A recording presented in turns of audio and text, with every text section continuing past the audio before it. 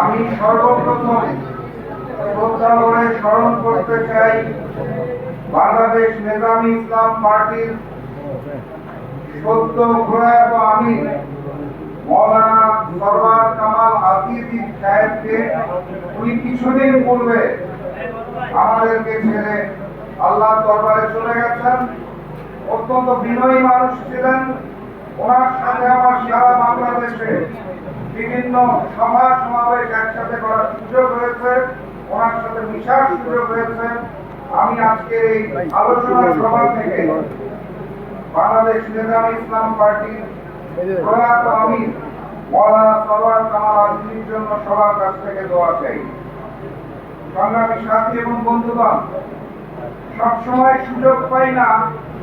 আজকে যেহেতু নেজামী ইসলাম পার্টির আলোচনা সভায় এসেছি, আমি ছোট্ট করে এই ঐতিহ্যবাহী সংগঠনকে কতটা ভালোবাসি এটা 3 লাইনে বলার চেষ্টা করব। নেজামী ইসলাম পার্টিকে আমি 3টা কারণে অত্যন্ত শ্রদ্ধা করি এবং ভালোবাসি।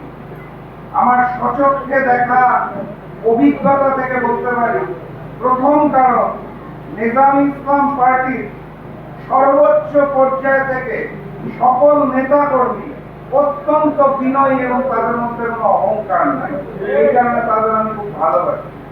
দ্বিতীয় কারণ, যখন বাংলাদেশের অসংখ্য রাজনৈতিক দল চিন্তা করছিলেন, গবেষণা করছিলেন অন্তর্বর্তী সরকারের সময় একক নির্বাচন করব, জোটবদ্ধ করব, বিএনপির সাথে করব নাকি জামাতের সাথে করব, সুবিধাবাদী করব নাকি অসুবিধাবাদী করব, ওই সময় বাংলাদেশ নেজামী ইসলাম পার্টি পাথর দিয়ে যে বিএনপির সন্ত্রাসীরা হত্যা করত, চাঁদাবাজি করত, সেই দৃশ্য দেখে তখনই সিদ্ধান্ত নিতে পেরেছিল কোন সুবিধাবাদী রাজনীতি করব না, জনগণের রাজনীতি করবে এবং রাজপথে থাকবে।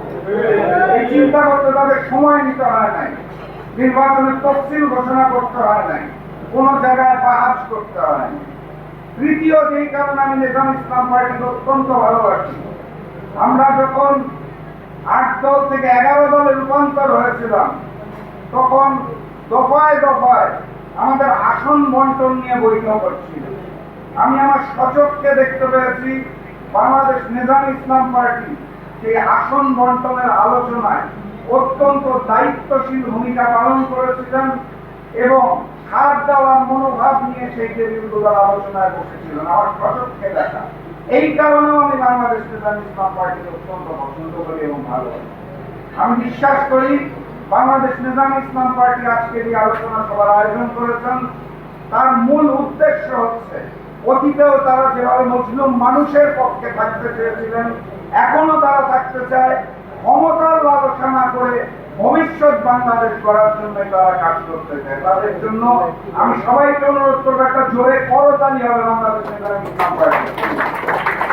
আমার সাথী এবং বন্ধুগণ, বক্তব্য দীর্ঘায়িত করার সুযোগ নাই, অনেক বক্তা আছে এবং সামনে যারা বসে আছে তারা অত্যন্ত কষ্ট পাচ্ছে, আমি দেখতে পাচ্ছি গরমের কারণে।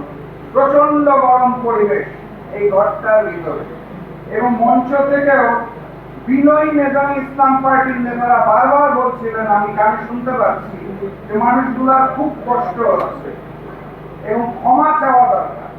আমি অত্যন্ত বিনয়ের সাথে বলতে চাই, নেজামী ইসলাম পার্টি এখানে আয়োজন করেছে, তাদের ক্ষমা চাওয়ার কিছু নাই। এখানে এই মুহূর্তে বিদ্যুৎ নাই, এই বিদ্যুতের সংকটটা সৃষ্টি হলো কেন সেটা আগে খতিয়ে দেখতে হবে। এই গ্যাসের সংকটটা সৃষ্টি হলো কেন সেটা আগে খতিয়ে দেখতে হবে।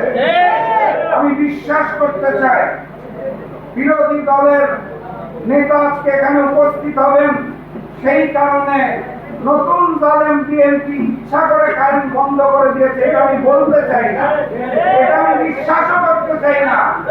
আমি যেটা দেখি এবং বিশ্বাস করি সেটা হচ্ছে বাংলাদেশে তেলের সংকটের গল্প বলা হলো, তেলের মূল্য, জ্বালানি তেলের মূল্য বৃদ্ধি করা হলো, বৃদ্ধি করার পর দিন থেকে জ্বালানি সংকট শেষ হয়ে গেল। তার মানে কি, মূল্য বৃদ্ধি করার জন্য আমরা একবার জ্বালানি সংকট করি, একবার গ্যাসের সংকট করি, বিদ্যুতের দাম তো 2 দফা বাড়িয়েছেন, এখন আর কয় দফা বাড়ানোর পর আপনাদের এই জাতীয় সংকট শেষ হবে সেইটা আমি জানতে চাই। অতএব নিজামী ইসলাম পার্টি ক্ষমা চাওয়ার কিছু নাই যে মানুষ গরমে কষ্ট পাচ্ছে। ক্ষমা তাদের চাওয়া উচিত যারা ক্ষমতায় এসে মজলুমের জায়গায় জালিমের রূপ ধারণ করে বাংলার জনগণকে এখন পাতে মারতে চায়, পানিতে মারতে চায়। আমাদের ক্ষমা চাওয়ার কিছু নাই। সংগ্রামী সাথী এবং বন্ধুগণ, আমি এক সময় দেখতাম যে চক্ষু দান কর্মসূচি হচ্ছে, এখন আমি দেখতে পাই নতুন জালিম চক্ষু উত্তোলন কর্মসূচির সূচনা করে। আমি এক সময় দেখতাম রক্তদান কর্মসূচি চলছে, এখন আমি দেখতে পাই এই নতুন জালিম বিএনপি আওয়ামী লীগের মতোই হেলমেট পরে সন্ত্রাসী কায়দায় রক্ত উত্তোলন কর্মসূচি শুরু করেছে। আমি জানতাম বাংলাদেশের বিভিন্ন মসজিদ, মাদ্রাসা, সামাজিক সংগঠন গঠনের জন্য মানুষজন স্বেচ্ছায় ভালোবেসে পকেট থেকে চাঁদা দেয়, আর এই নতুন জালেম বিএনপি এখন সন্ত্রাসী কায়দায় জুলুম করে জোর করে চাঁদা উত্তোলন কর্মসূচি শুরু করে।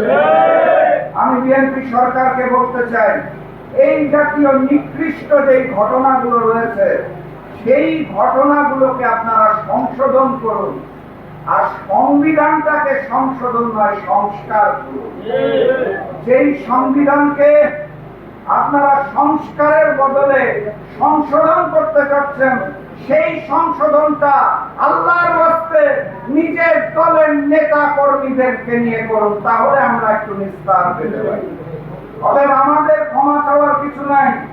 ক্ষমা চাইতে হবে ওই নতুন জালেমকে যারা ক্ষমতার মসনদে বসার লক্ষ্যে দেশ এবং জাতির সাথে প্রতারণা করেছিল, যারা মিথ্যা কথা বলেছিল, যারা লন্ডন থেকে দেশে আসার জন্য ভারতে মুচলেখা দিয়েছিল, যারা নতুন বাংলাদেশে এসে সংবিধান সংস্কার না করে দেশের জনগণের সাথে শহীদের রক্তের সাথে বেঈমানি করে ওই লীগের জায়গায় নিজেদেরকে প্রতিস্থাপন করেছে, তাদের ক্ষমা চাইতে হবে। সংগ্রামী সাথী এবং বন্ধুগণ, বক্তব্য দীর্ঘায়িত করতে চাই না। আপনারা জানেন 11 দলের পক্ষ থেকে আমাদের লং মার্চ কর্মসূচি ঘোষণা করা হয়েছে এবং 4টি লং মার্চ শেষে সোহরাওয়ার্দী উদ্যানে মহাসমাবেশের ঘোষণা দেওয়া হয়েছে। আপনারা সেটার জন্য প্রস্তুতি নিন। আজকের এই মঞ্চ থেকে আমি অনেকেরই বক্তব্য শুনেছি, আমার পূর্বে যারা বলেছেন তাদের মতো করে একই কথা বাংলাদেশের 18 কোটি জনগণ বলতে চায়। সবাই ওই এক দফার দিকে তাকিয়ে আছে, কখন 11 দলের পক্ষ থেকে সরকার পতনের এক দফা দাবিয়ে দাওয়া নিয়ে আমরা মাঠে নামবো। সেই কারণে দেশের জনগণ এখন বসে আছে। আমি স্পষ্ট ভাষায় বলে দিতে চাই, এই নতুন জালেমকে একটু সময় দেওয়া হয়েছে, তাদেরকে একটা সুযোগ দেওয়া হয়েছে, কারণ তারাও 17 বছর মজলুম ছিল। মজলুমদের সংশোধনের সুযোগ দেওয়া হয়েছে। তারা যদি সুযোগ গ্রহণ না করে তাহলে 11 দলের পক্ষ থেকে সরকার পতনের এক দফা দাবি মাঠে আসবে এবং আমরা সেটা সকলে মিলে প্রয়োজনে আবারও রক্ত দিয়ে পূরণ করবো ইনশাআল্লাহ। বাংলার জমিনে নতুন জালেম, নতুন বেঈমান, নতুন গাদ্দার, এই নতুন বিএনপিকে আর নতুন করে শোষণ করার সুযোগ দিব না ইনশাআল্লাহ। আমরা কি সেটার জন্য প্রস্তুত আছি? আমি বিশ্বাস করি বাংলাদেশ নিজামী ইসলাম পার্টি আগামী দিনের যে লড়াই এবং সংগ্রাম